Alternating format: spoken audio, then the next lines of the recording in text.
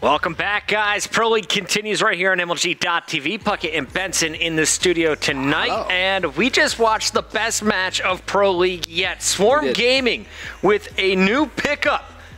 Going toe-to-toe with Flipside Tactics, and they win 3 of the 6 bouts. We've brought Dirkened back on to break it all down. Dirkened, what did you see from Swarm Gaming tonight? Honestly, they came out really strong. They were ready. Honestly, I was a bit surprised. I didn't know where this was going to go. As I said, we had a sub coming in. I hadn't seen him yet in Rocket League, so seeing them play so well together so quickly, it's really, really exciting. One of the great things about Rocket League is that even though we come together and we get these matches that might go blowout, like 6-1, like we saw with Flipside, and then the next match, it's completely different. These teams are just so ready, so focused. They don't care what happened in the last game. It's always just like a new game is a new start, and then clean slate, and everything is just, they're ready. They just want to go. So I don't know. I'm a little bit taken back. Yeah, I did say 4-2. You did, but I wasn't expecting it to stay so close.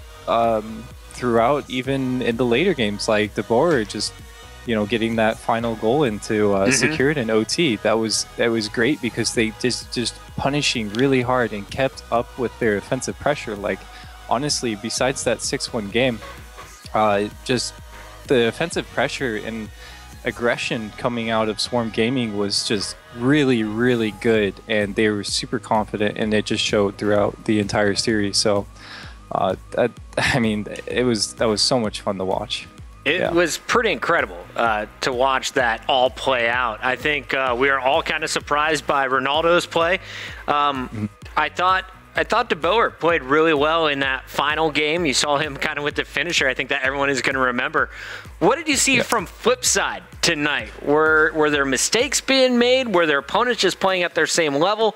What went wrong for them?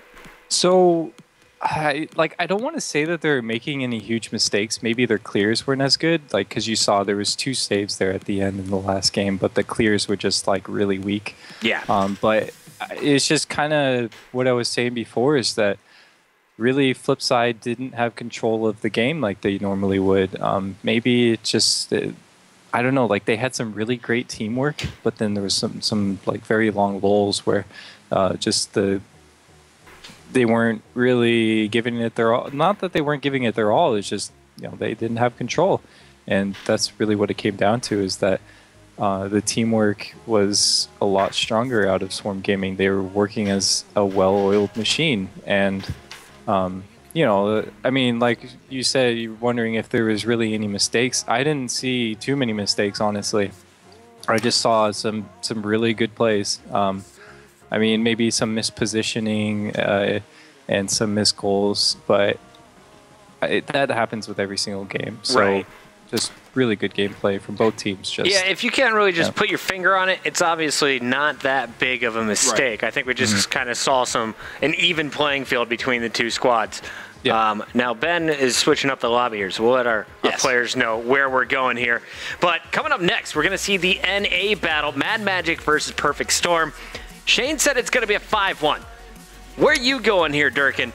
You have the insider info here on the NA teams. I actually played against both of these teams and been playing with both of these teams just in the ranked 3v3s. So I don't want to say 3-1 or sorry 5-1. Maybe 4-2 is just a safe number to go with, because it's it's easy to say. Close to the middle. As long as we don't see any more 5-1s, I'm good. I'm fed up with 5-1s and 6-0s. 3-3s are really fun to watch. Ultimately, that's what we want. We want something that's fun to watch.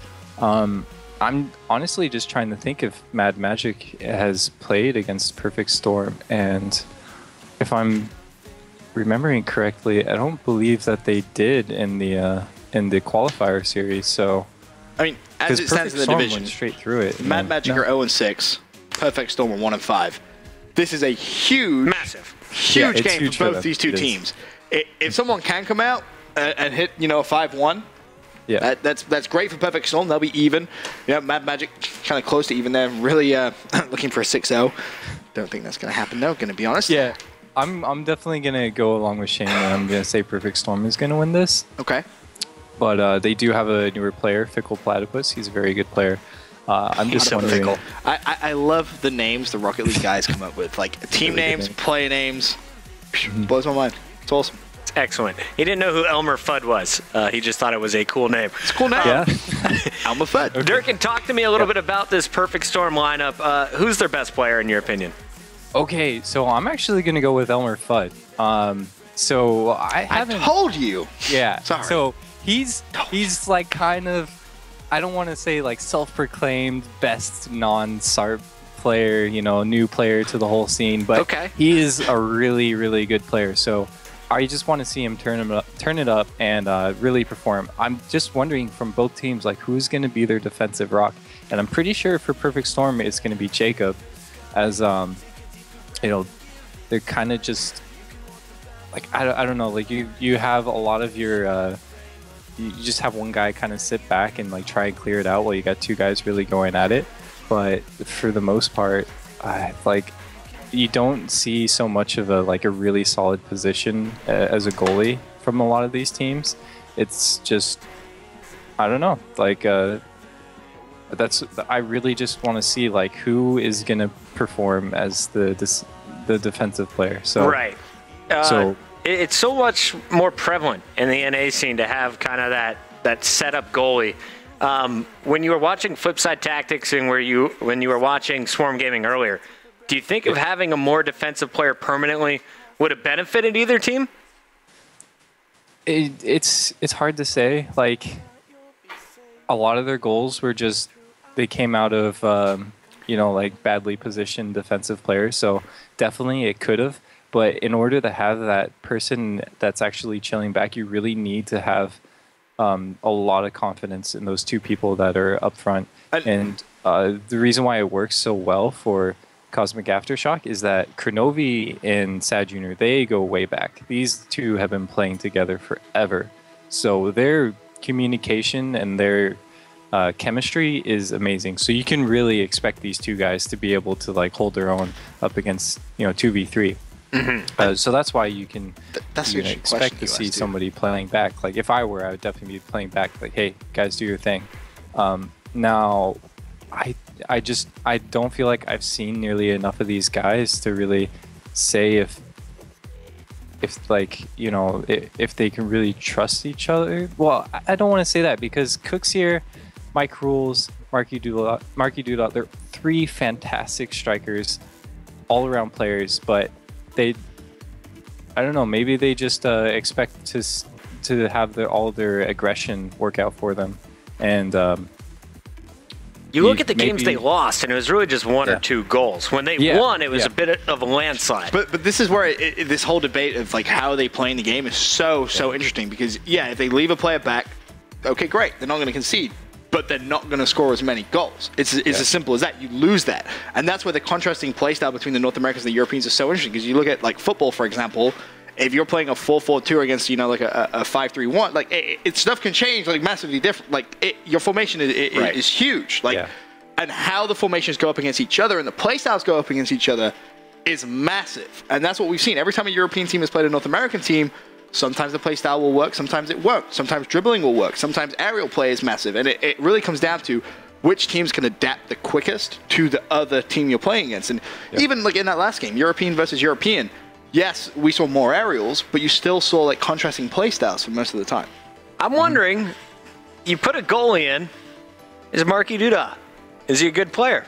Or do his dribbles just fall apart, Ben? But this is the thing. If you put any of the Flipside guys as a designated goalie, hate to kind of use that word. I personally prefer sweeper. I think that's a better role that really describes how it's played in Rocket League. Reminds me of a broom. Well, you're gonna have to deal with it. America. I think you lose so much, and that's the problem with that squad. They're all so talented aggressively that you just lose their aggressive presence, and that's not what you want. It just comes down to, all right, when you go up against a team who will beat your play style of three aggressive players, then you have to react. You have to do that. I think at that point you have to have someone just kind of play, all right, I'm going to be a little bit more passive this game. I have to do it. But when they go up against another team who's kind of a little bit more scattered, hell yeah, foot him. 3-man aggression works every time. All right. Dirkened, we have you for about a minute left here before we got to kick this game off. Final thoughts here from our first match before we jump into match number 2. I just want to say that on Flipside, as far as I know, Cooks here doesn't actually talk to them when they play. No way. He's not in like a Skype chat or anything. There's no way. And I don't know if that's because he was on. They're all on PC now, so it may have changed. But he was on PC and they were on PS4.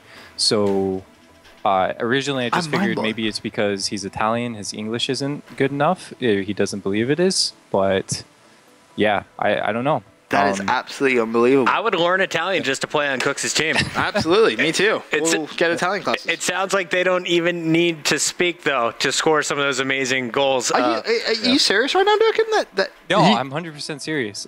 In the last tournaments that all of them that I've seen, they aren't actually communicating with Cooks here. So he's just, maybe that's why he's been their defensive players, because those two can go up and they can like call passes and whatnot to each other. That's phenomenal. Yeah. It's pretty amazing. Either way, Swarm Gaming making a statement tonight. Ties Flipside 3-3 in our first match. I'm going to host up because Ben doesn't know how to. Every player, when we come back, every player's in the game. We will have the next match for you guys right here on MLG.TV. Don't go anywhere. I don't hear it. They're all in the game. I will show you. They're all in the game.